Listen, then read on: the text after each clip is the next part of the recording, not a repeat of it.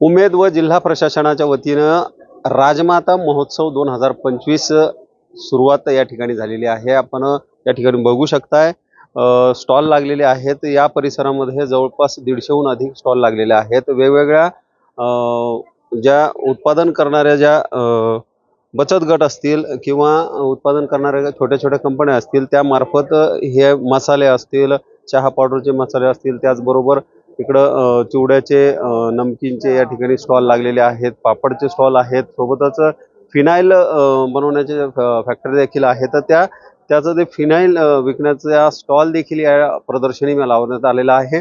सोबतच आपण या ठिकाणी बघू शकताय की एक मसाल्याचा स्टॉल देखील या ठिकाणी लावण्यात आलेला आहे।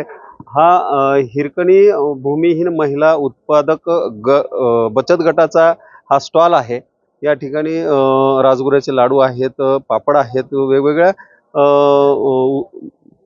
कुरड्या वगैरे ज्या आहेत त्या याचं उत्पादन या बचत गटाच्या माध्यमातून करून जे आहे या प्रदर्शनीमध्ये स्टॉल लावण्यात आलेला आहे।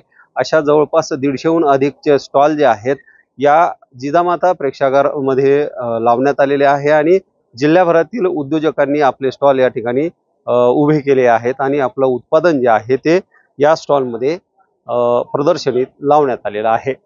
काहीच वेळात या ठिकाणी केंद्रीय मंत्री प्रतापराव जाधव यांच्या हस्ते या स्टॉलचं या महोत्सवाचं उद्घाटन होणार आहे आणि पुढे 28 ते पुढे 4 दिवस हा महोत्सव जे आहे सलग सुरू असणार आहे। याचा लाभ घेण्यात यावा अशी आवाहन उमेद आणि जिल्हा प्रशासनाच्या वतीनं करण्यात आलं आहे। दीपक मोरे, नवराष्ट्र, बुलढाणा।